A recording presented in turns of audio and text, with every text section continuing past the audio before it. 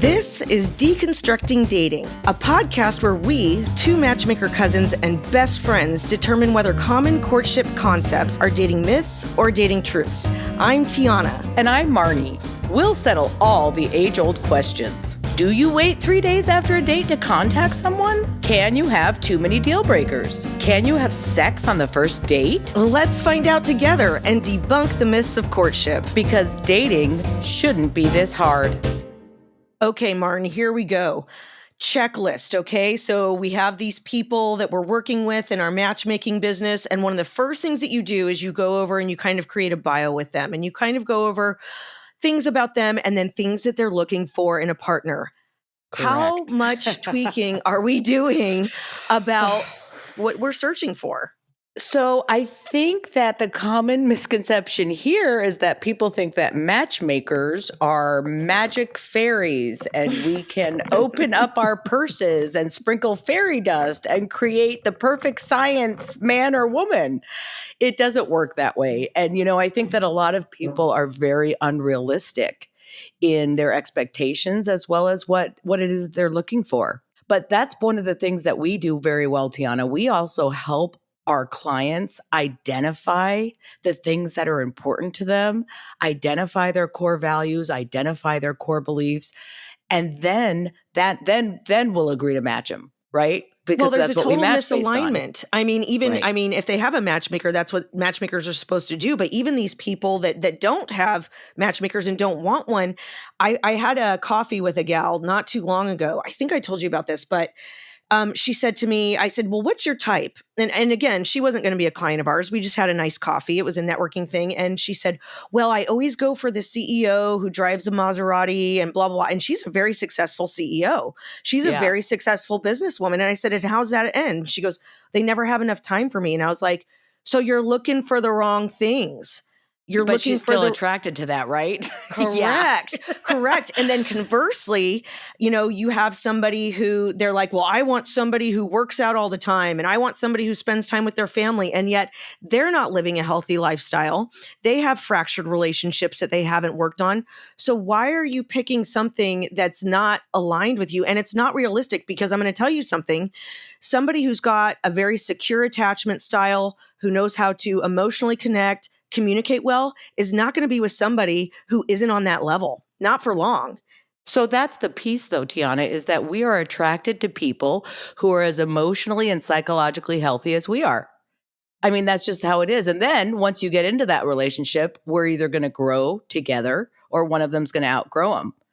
But so that's why it's really important to do that work and to be self-aware and to know what it is that you are bringing to the table.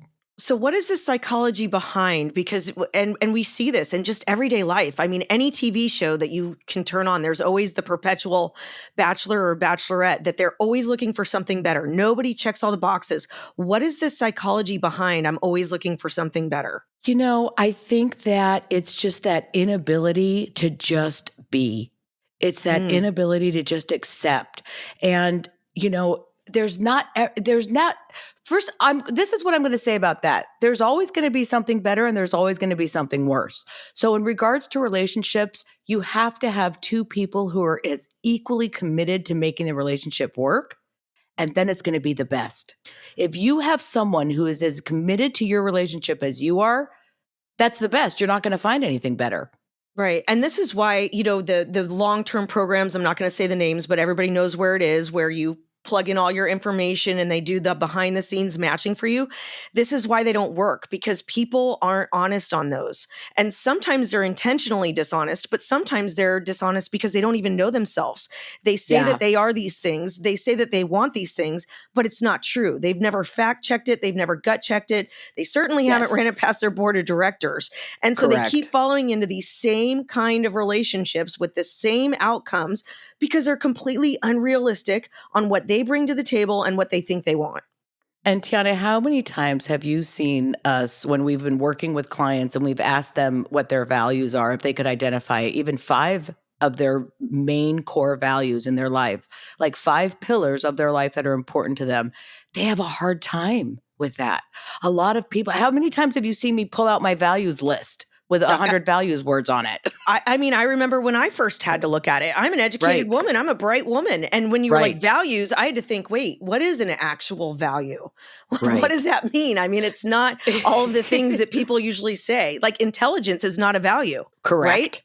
And Correct. eagerness to learn is a value, but Right. intelligence is not a value. So you've really got to break it down to the core of those things. And a lot of people stay up at that top tier level and they don't go down. And then, and you know, they No. want somebody who's basically, you know, walking on water and you know, you're not there. Well, they also, this is the other piece too, is that, you know, we all have these ideas in our head of what we think is attractive, right? And maybe we had, and not maybe, it's definitely comes from past relationships. We take little bits of this, little bits of that. I liked, you know, I like bigger men. I like men that are strong. I like men that are rich, whatever the attributes are that we see. Right. And we take these things and then in our minds, we create like the perfect man or the perfect partner. But that doesn't necessarily mean that just because you've thought of something in your head doesn't make it a reality.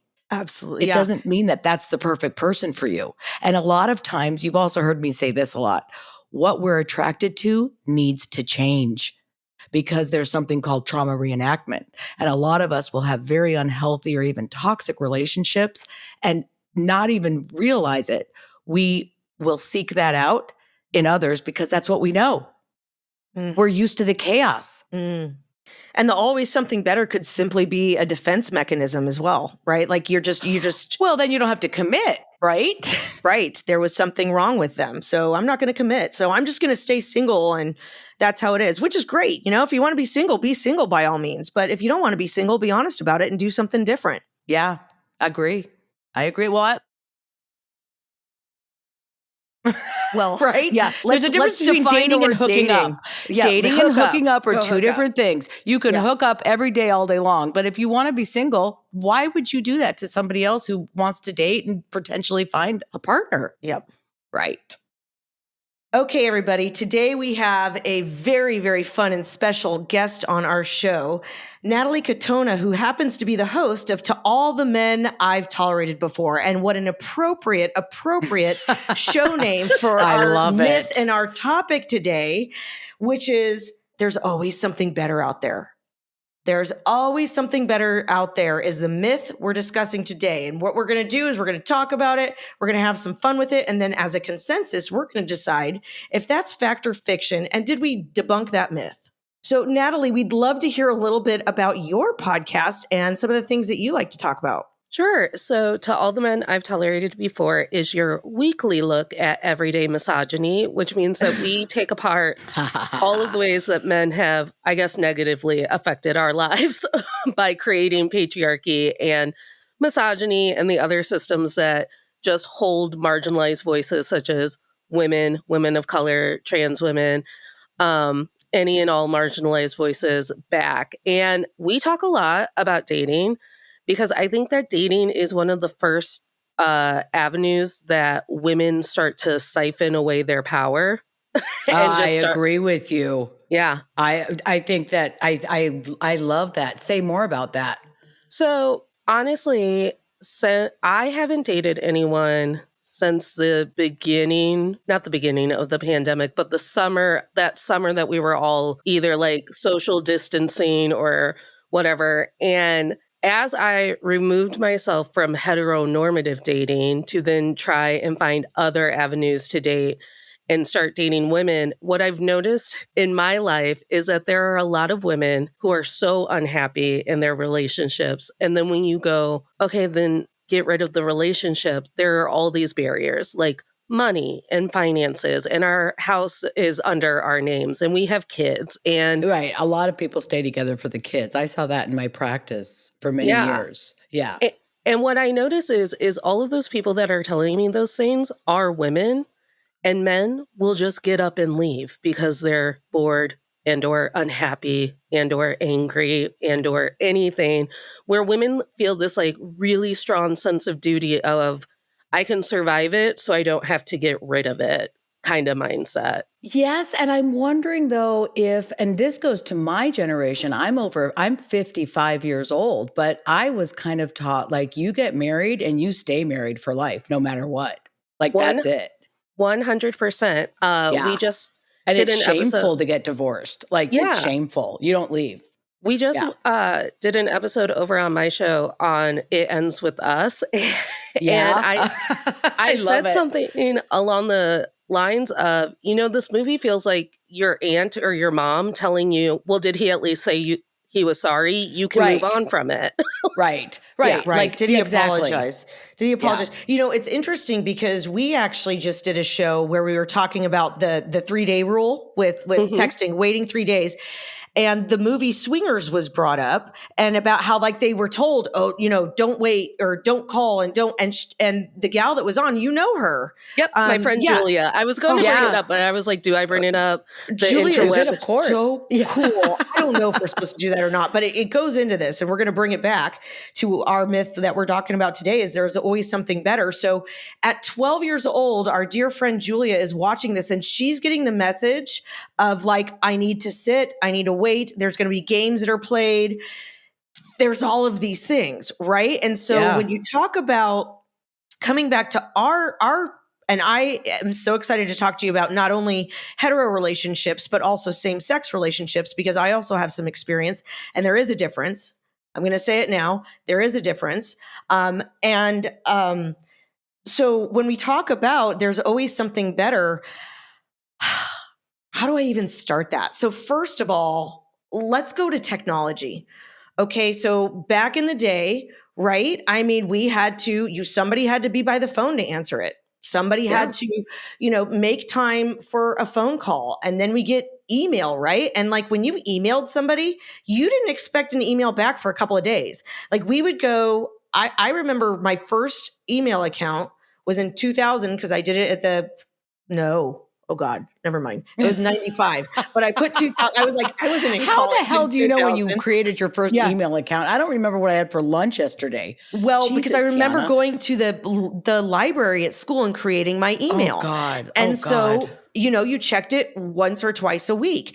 And so now fast forward to where we are right now, where everything is instant gratification. Everything is immediate responses, all of these things. So when you have that, why wouldn't you think there's always something better?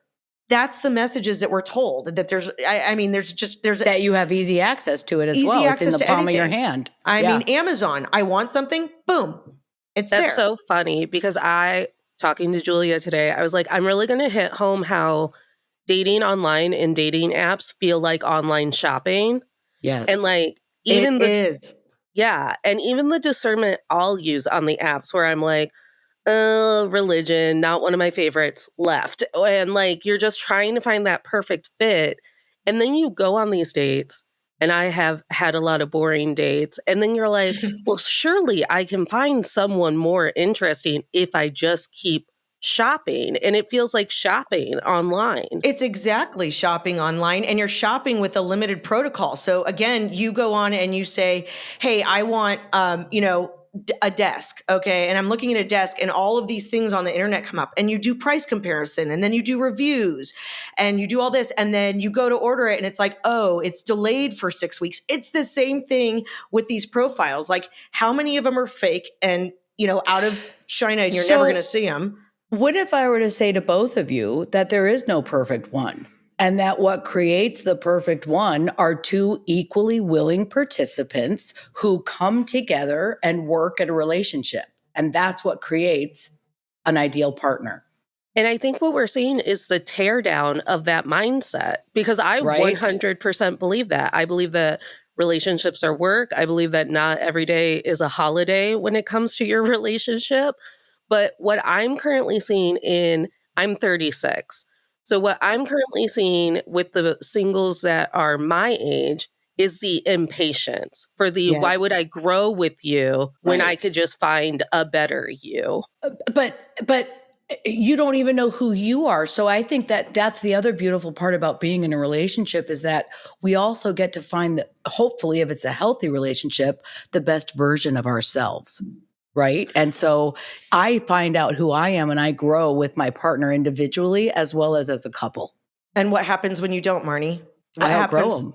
I Right. outgrow them. Right. So you need to be with like-minded individuals, right? Like if I'm somebody that does work on myself, which by the way, I am, right? I work a 12-step program. I'm constantly looking at my character defects.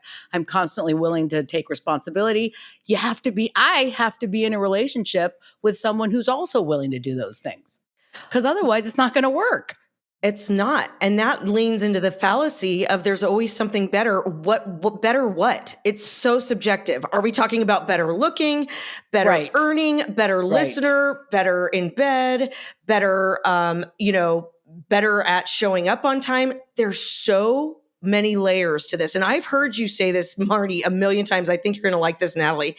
She says when we're looking to our clients, our matchmaking clients, she'll say, our job is to find somebody who annoys you the least. And I remember the Correct. first time she said that, I was like, oh shit, I don't know that that's a great sales pitch, but it's the truth. It is the truth. We are not going to be able to just print out the perfect partner for you. We are not going to mad humans. science or weird science you the perfect man or woman, but we can find you somebody who has like-minded values, right? Same kind of core beliefs, that has similar ideas in life about life, so that has purpose, has passion. Things that are important to you are also important to them. So you can create some shared interests and shared values. Those are the things, I'm a Gottman trained therapist. Those are the things that Dr. John Gottman says are going to take you to the end. Those are the masters of relationships when you have those kinds of things in common. And I feel like this idea that there's always something better and I can just keep shopping for a partner has really made people really attached to their absolutely nots or I absolutely need this. And I hope Chris told you this, that I have a PhD in Married at First Sight and Love is Blind. Those two shitty. You're in good company. Please. I haven't seen Married. Is there a new season of Married at First Sight? I wouldn't know because I have to watch through Hulu and they're always 2 or 3 seasons behind. But Denver is currently on Hulu. I know that. Holy crap. Okay. I'll check it out. But what I realized while I was watching Married at First Sight, because I watched it the entire pandemic. Yep. And those seasons are long and the episodes are longer. And I would watch... watch these very educated people. I would watch these people take an SAT on what they wanted in a partner. I would then watch people gather that data and put it up on a board and match you with your quote unquote perfect match in your area. And then I would watch people go, well, he has a crooked tooth. And then that's the only thing they can focus on the entire honeymoon. Right. Or it was, well, I prefer blondes. And again, right. Does she dye her hair? Does she not dye her hair? And they have the audacity to tell these experts for a show that they themselves signed up for, I just assumed that you were going to give me exactly what I wanted. Right. But what you want is not necessarily what you need. And that's why you go to experts. Right. It's the same thing. Tiana says it all the time. It's like you go to, you hire a decorator to decorate your home. If you don't know how to do that, you go to a hairdresser to get your hair cut. You go to experts to help you with things like that. We're matchmakers. That's what we do. The PhD in Married at First Sight. Okay. I have a question. When it comes down, because I've watched it intermittently. I am not a PhD. I'm probably like first grade level, but I'm familiar. No. You have at least high school diploma. Okay, fair. Yep. Okay, and that again is also subjective. Like high school diploma where I went to high school, or high school diploma at like Brophy. But, Middle America. Oh, America high school. Okay, all right, I'll take it. So when you saw that things went wrong after they produced all of these things that these people put into these algorithms and whatnot, do you think that most of the time when it went wrong, it was based on something superficial, or was it something that was truly like a value or a belief? Half the time it comes down to something superficial, okay, I watch a lot of 90s rom-coms, and the one thing that a woman can do to make herself undateable in a 90s rom-com is have an obnoxious laugh. It's a big gag in what my favorite rom-com, Return to Me. They even do it in that movie. I thought it was the sweetest, non-triggering movie. So it's always something like that. I hate her laugh, or I hate the way that he wants to set up the bathroom, or I hate the way. Meanwhile, family members have told me that they're going to get divorced over towels. Apparently, it's a really big deal in people who have gotten married. Oh, God. It's not about the towels. It's about the fact that they don't respect the other's wishes and they aren't listening. The towels is the top level. The towel's the straw, but Yes. it goes I think down the to a towels bunch is of the things. iceberg that comes out on top, but you know what's underneath all that. It's like you Yeah. have a million Jerry Seinfelds just going too big of hands, not blonde, Yep. obnoxious Yeah. laugh on the TV, truly affirming everyone else who's like, yes, this is also how I dump people. But Or Natalie, there are some that make it on there too. that is true. There are some who will get over their BS and be like, you know what? He isn't as good looking as me. And now they have 8 kids, I think, Right. the last time I Yeah. checked. And she was on The Bachelor. Like, she really had a shot at getting the prestigious Yes. reality TV show. Yep. And Marnie, Yeah. would you say that the ones that end up married and going through with the process in general, right? It's not everyone. We always have Yep. outliers. Would you say it was because they really came to this with a different intention and a purpose and a Correct. willingness? Correct. Yep. Versus perhaps an experiment or a TV show or correct. Yeah, their whatever intentions else? were pure. They were all in. They were both all in. Complete. I've watched it too, and the ones that make it, they really and truly are engaged. They're actively engaged in the process. They're extremely vulnerable right from the beginning. They're vulnerable with each other. I mean, they're in it. They're not faking it for the cameras. You can tell the difference. Also an element of self-awareness, I would say too. So if they're coming in and looking for their partner that they want to make them whole, like, oh, I'm missing this piece of myself in my life. Well, that's not when you find the right partner. And in my experience that you've shown me, Marnie, right? I mean, right, correct. Yeah, you have to be whole yourself, right? We're also attracted to people that are as emotionally and psychologically healthy as we are. So that also says a lot. A lot of people go on Married at First Sight saying that this was their last-ditch effort to get married. Right. And they do it on Love is Blind too. Like, I was having no luck, so I thought, why not Nick Lachey figure it out for me, of all people? But what we're... But I'm Honestly, also, I would let Nick Lachey figure out a lot of I things for wouldn't. me. Oh, I would love not. Nick Lachey. I would go on Love is Blind so I could openly make fun of Nick Lachey and have him just like look around at producers to be like, is she riffing For on real? me? Yeah. And then I'd look at Vanessa and be like, blink twice. You okay? Like, Yeah. how's it going here? I can get Blink twice Jessica if you on the need phone. help. Yeah. So, but what we're seeing in these shows like Married at First Sight and Love is Blind is that we're getting a lot of women who are bought into a process, and we are getting a lot of men who were hunted down to cast a TV show. Yes. And yes. men on Love is Blind are being way more open about it, where they're like, they reached out to me on Instagram because they have the audacity to know that they don't have to lie about it because anything they say is just going to be accepted. So they'll tell someone's mother and or grandmother, yeah, I just like got a message on Twitter or whatever. And I was like, oh, that could be fun. I didn't really think about like engagements or marriage or anything. And that's the whole point of the show.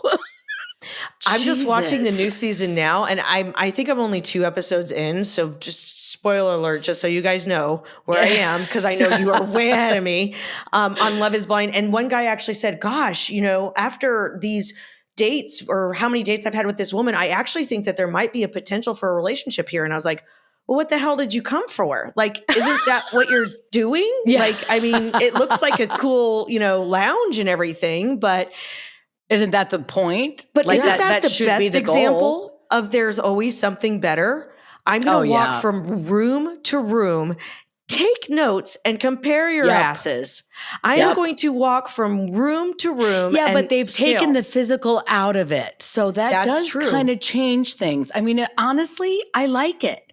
I like not having the physical there. I really do. Although I do believe that the physical part is important as well because chemistry has to exist. Yeah. Right. But studies have also shown that there's greater chemistry when there's greater emotional and intellectual connection. So I agree. I like the fact that they don't see each other as well. I just don't know that they're actually taking the time to get to their core values And it's just kind of like, oh, and some, I mean, they talk about some deep stuff. I've seen deep stuff on there, but is that just a compassion? Like Marnie always says, like a trauma bond. Are you feeling a compassion pull to them? Are you feeling oh, we like the same music? Oh, both of us have a parent that's deceased. Are you bonding over things? They bond over like their dad has the same name. A lot of times they'll bond over that. You're not wrong. I know. Someone once handed, well, not handed because they're in the pods, but someone once left a dog leash in a pod for them. And they're like, that's my dog's leash. And I'm like, I don't know what I would do in that situation. God. I know exactly what I would do in that situation. Get the fuck up and walk out. I mean, I just couldn't.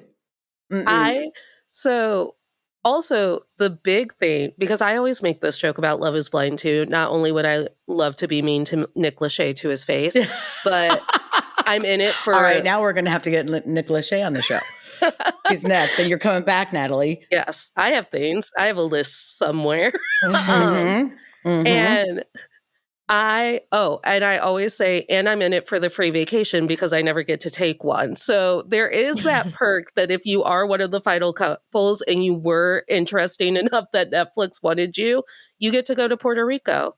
And I think that's beautiful. And I think that that's why the woman that's on the current season chose to ignore the man say, no, I don't vote. And I've never worried about Black Lives Matter, to be like, okay, well, I'm going to go to Puerto Rico. Yeah. I've never been. I can deal with this after. I can deal with this after. We'll deal with that later. They will get me a separate room. I'm going to sit at the pool and get shit-faced with my other girlfriends, and we'll deal with this later. And the biggest mistake of Love is Blind is, and I said it too when I was on fake date in Love is Blind that happened over Zoom calls, is that someone always says, I can't wait to see everyone else, because you want to know, like, did I get the hot one? Did I get the most personable one? Is my person funny? Was my person the asshole of the pods? Like, you want to know. And there's always that one guy who's like, I picked badly. Right. And you're like, no, you guys have been doing great. And he's like, no, I picked. You were doing great until you saw the other one. Exactly. Yeah. That's so shitty. Yeah. So that's where it's so crazy when there's always something better. There's so many different facets to what could actually even be better. And Natalie, I'm very interested to circle around to, you had started to share some of your dating stories and relating to, of course, dating apps. Okay, so I want to hear your experience from your perspective of where you were like, yep, I don't know, where maybe did you ever question yourself that you passed on one that you were like, maybe I should have given that a second look? Can you unswipe a swipe? I don't think so. You can if you upgrade. On some of the apps, you can pay to go backwards and be like, oh no. Okay. After you do 20 more swipes, right? And you were like, there was nothing better. So I will say that for the majority of the time that I was on the dating apps, I wasn't like the confident ball buster that we see sitting in front of us today. I didn't have a podcast. I had a teaching gig that exhausted me, and I had low self-esteem. And the only thing that ran through my mind as I would swipe every night is fat girls get what they get and they don't throw a fit. So I would go in on that mindset being like, maybe this one will be nice to me because I'm chubby. Maybe this one will be nice to me because I'm... That's horrible. It's terrible. Yeah. And then I would sit through these boring dates and they'd go, wow, you have a lot of personality. I'd love to just take you out so I can make new friends, but I don't want to date you. And I would settle for that. I'd be like, oh, okay, at least I get to go to a movie, I guess. And finally, another woman asked me, why would you go out with him again if he flat out told you that he doesn't want to date you, but you're looking to date? And I'd be like, I don't know. I hardly ever get to see these people twice, or I'm running from them in a parking lot because I'm scared of them. Like it's either A or B. And she was like, okay, but I just feel like it's a waste of your time. And I started to realize that like my time matters too. Yes. And I feel like as women, at least in my generation, I was conditioned to accept exactly what I was getting out of my current partner. Like there's a cost sunk fallacy of like, if I've already put 2 weeks into it, why not a month? If I've already put a month into it, why not 3? And then you're a year and a half down the line and I'm like, I think I'm going to break up with them. I think he's a little emotionally abusive. And then an older woman is like, you're on the fast track to marriage. That's all we want. Right. What are you doing? Right. And It's those gender roles. Yeah. And Yeah. meanwhile, I think that a lot of times as women who are dating men, we get into a competition with a woman who doesn't exist because we're in competition with their fantasy. And misogyny and patriarchy has taught men that they get what they want and they deserve what they want and they should have what they want. So a lot of times I would end up in relationships and the guy would be like, well, I just really thought that the girl I would date would blah, blah, blah, blah, blah, or have a better relationship with her dad, have a better relationship with her body, this, that, and the other. And it's like, go find her, Correct. This buddy. is me. Why are Correct. you trapping me into this if we're not having any fun? And I think that women have also been conditioned, and it moves out of relationships to like jobs and anything that we're doing. Like, if you can endure it, then it's fine. And you should just keep doing it. Like, if it's not killing you, if it's not physically harming you, then like just keep it going and keep Suck it everybody up. comfortable. Yeah. Well, Yep. Suck it up. that's an ingrained maternal role, right? I mean, even women of today's days, who many of us are the breadwinners, business owners, all the different things. There's still that maternal role of, sacrificing for the sake of your children, at least, and all sorts of things. But I think this goes to show, Natalie, what a wonderful evolution you can show as a 36-year-old woman, because I will tell you what I accepted in my 20s is very different than I will accept today. And this is why it's the great evidence of, like, with every decade as a woman, you get a new level of I don't give an F. Yeah. And Marnie explains that there's actually a physiological, evidence-based scientific reason behind. Yeah, parts of your brain as you age literally grow together. And at the older you get, the less fucks you give.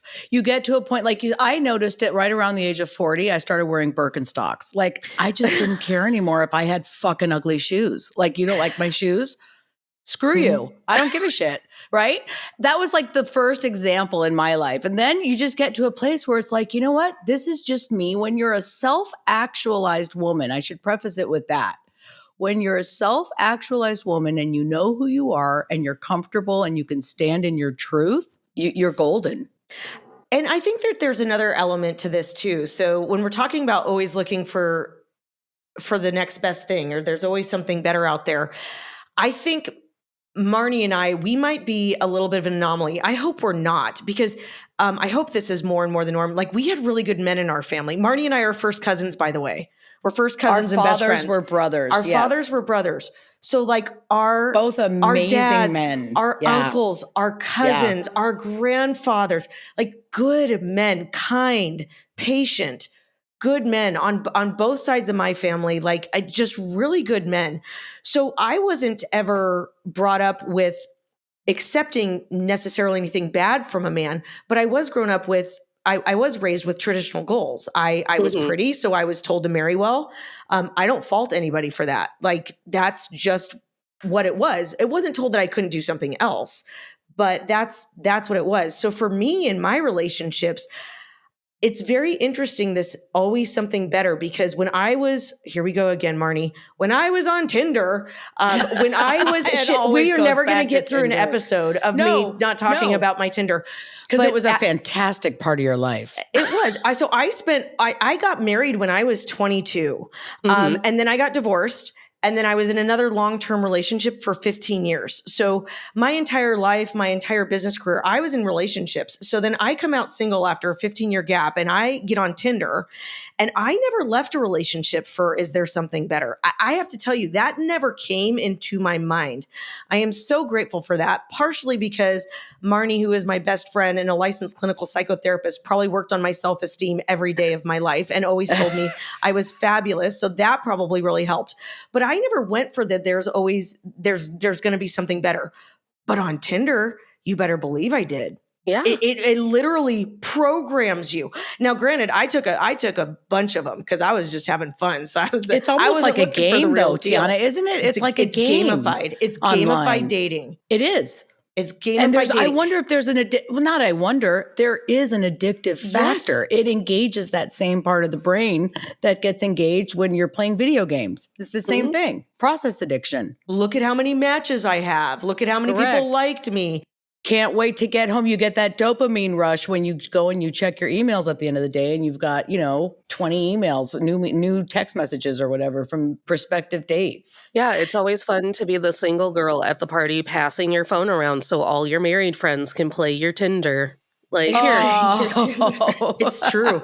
I did it for a girlfriend before I was single. I used to do that Yeah. for, who, Martin, should be on the joke. But I wonder, well, and the problem with it is even on those dating apps, even when you do find somebody that you think you're connecting with and you're pretty sure they're not a bot, now you're kind of getting to know each other, they're also talking to 15 other people, as are you. Yeah. So it Mhm. is truly like this, I am waiting for the one to come. It is literally taught to us, wait for the better thing, compare it. There's something different. There's something better.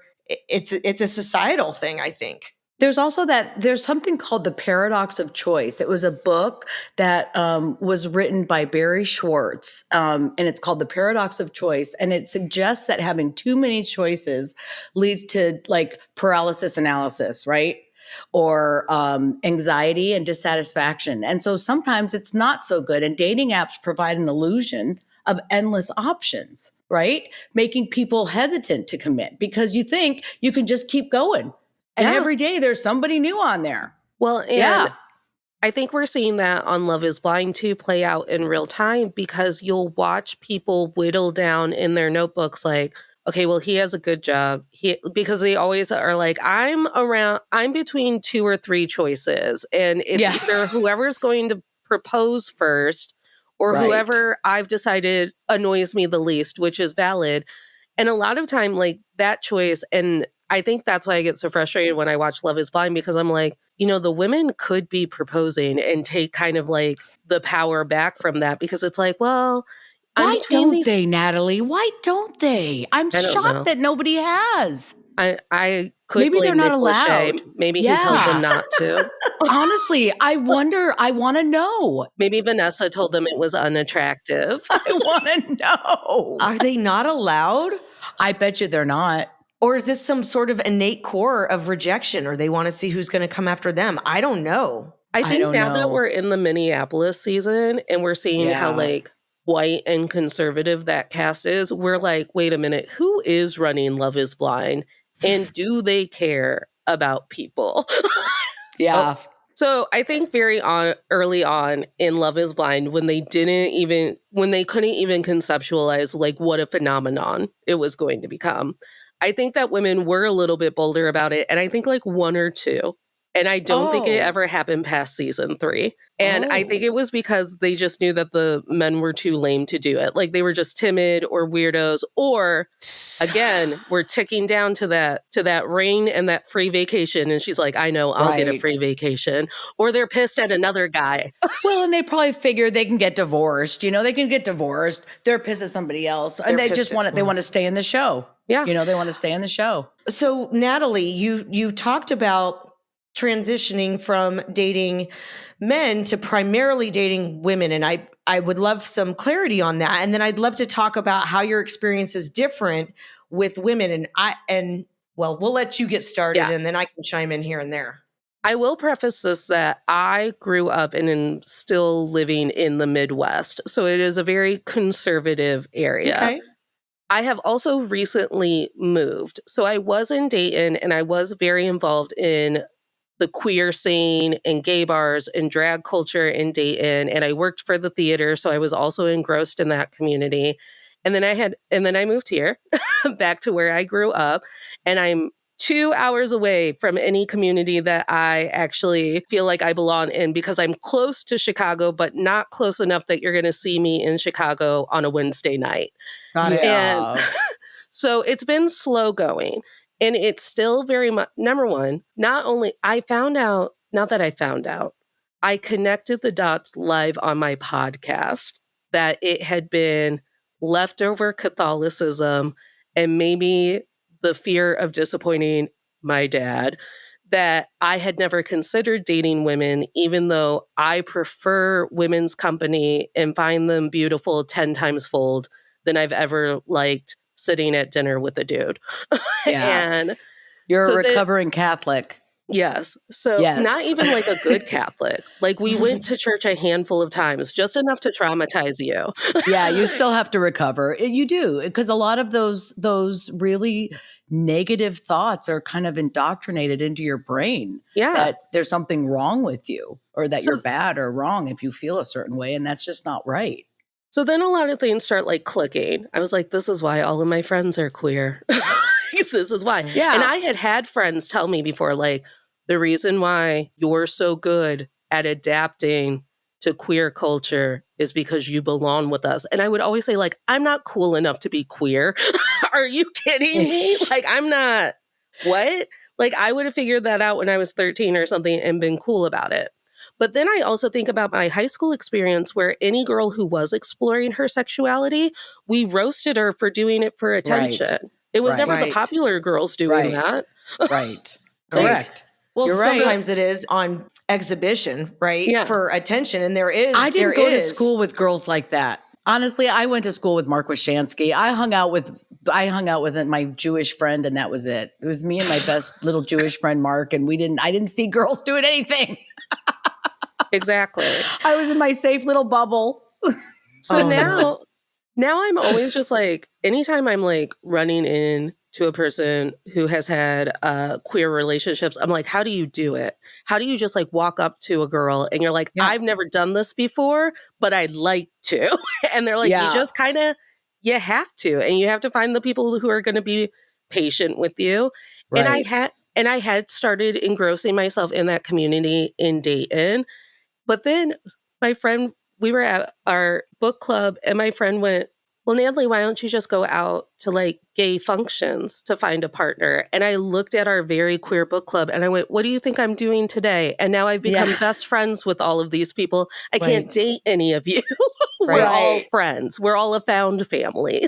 Because Yeah. I like the book club. Right. Yeah. I like the book club. I don't want to shit where Smart I not eat. to I date get there. it. Yeah. Like, Smart. what do you get it. think this was supposed to be? So it's still very slow goings. I will also say that in the middle of this, I was also trying to figure out what my next steps were going to be post-pandemic career-wise. So like, was the podcast going to Right. take off? I'm taking a bunch of screenwriting courses currently. And so dating is usually on the last thing in my mind. And I was told by every older woman, if you stop thinking about dating, like a beautiful soccer player will just fall in your lap when you're at Barnes and Noble. That should be our next myth. Yeah, that should be our next myth. Yeah. And I'm still waiting Yeah, you're going to be waiting a long time. because Yep. I actively don't try to date. And that's That's a flaw right. in me. Right.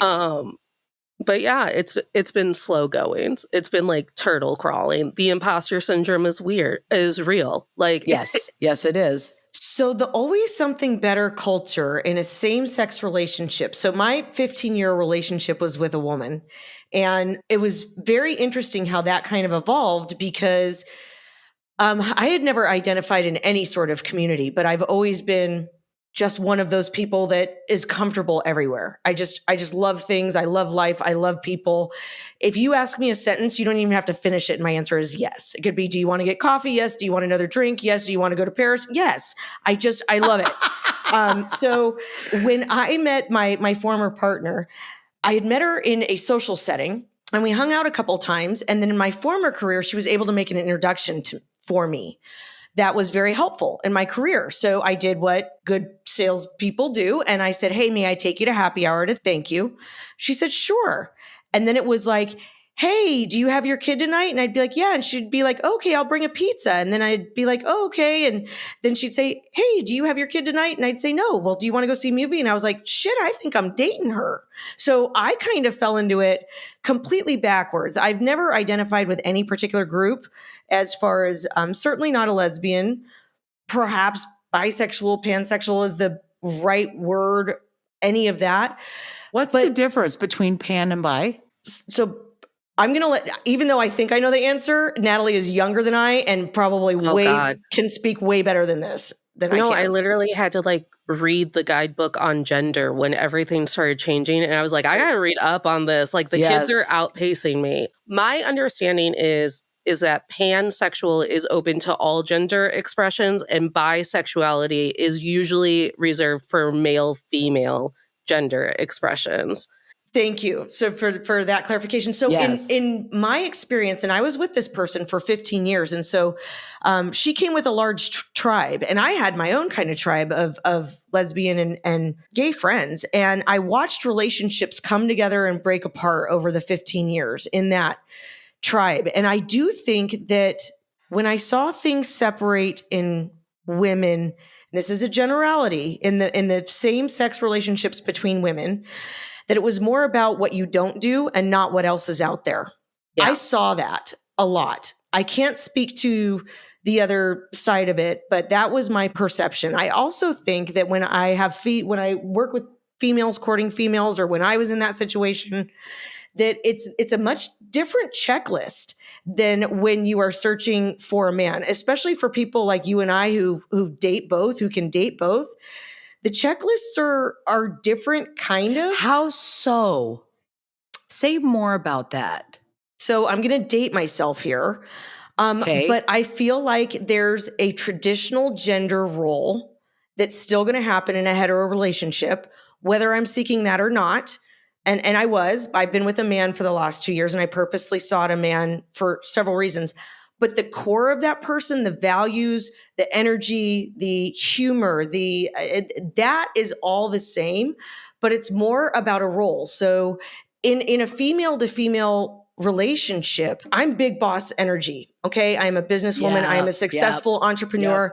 I don't wait. I make decisions quickly, and you're coming along with me or I will leave your ass behind. I have a lot of male energy, and that can really run over a woman, even if they are, more butch or straight lesbian. To me, I saw it as a weakness.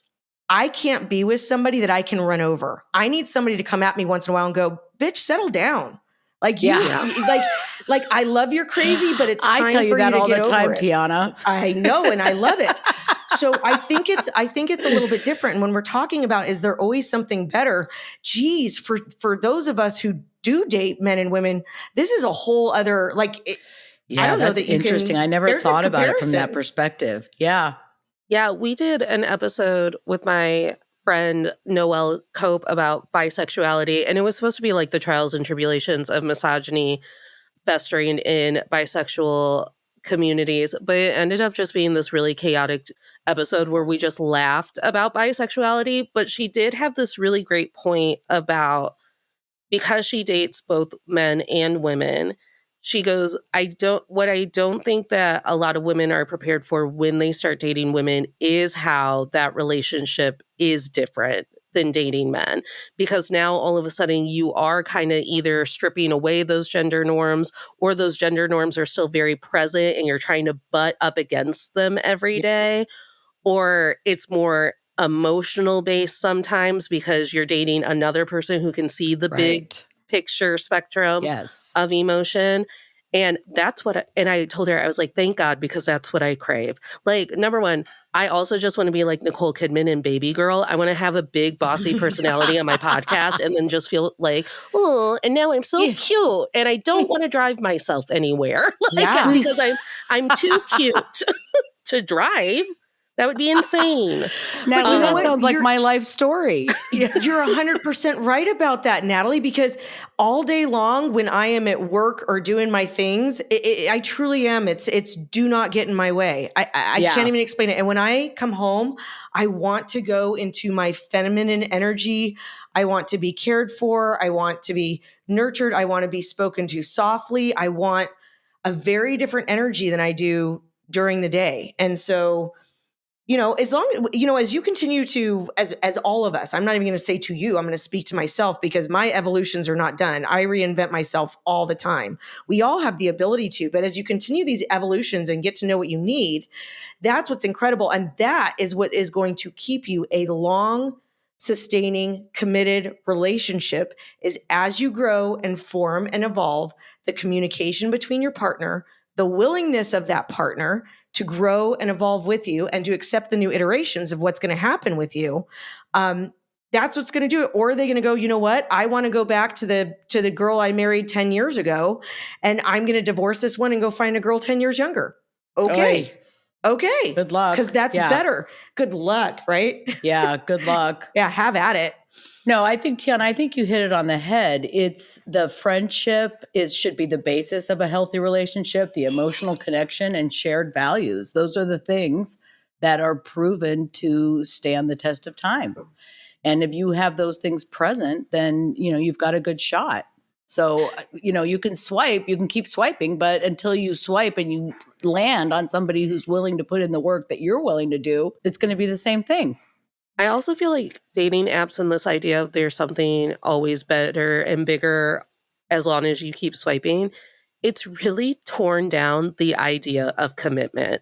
Like, I swear, Yeah. Yes. people completely. dating my age, it's like you'll be in a 6-month relationship with someone. Maybe you've adopted 3 cats and you're on the same lease. And then one day that person is like, I don't understand why you thought that this was so serious because you Right. brought up marriage or having kids or something. Like, are we getting married? And they're like, I'm not even dating you. And Yeah. you're like, I know. that's confusing because I thought we were building a life together. Well, and That's that leans into interesting. this. There's always something better. Well, if you settled for good enough, then yes. So here's the other piece. Is there always something better because you want somebody or you want this attention so bad that you'll settle for good enough until you find the better? Well, in that case, yeah, because that's it. That's it. But when we're looking at is there always someone better? That's such a subjective term. So where do we fall on this, ladies? Where do we think about this myth of dating is there's always something better, someone better? What's the consensus?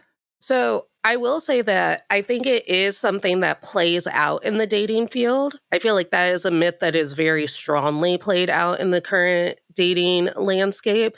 But I do think that, like, again, at the end of the day, it's not like we're all on The Bachelor fighting for the same rose. We're literally Right. just like trying to compete with people's minds at this point.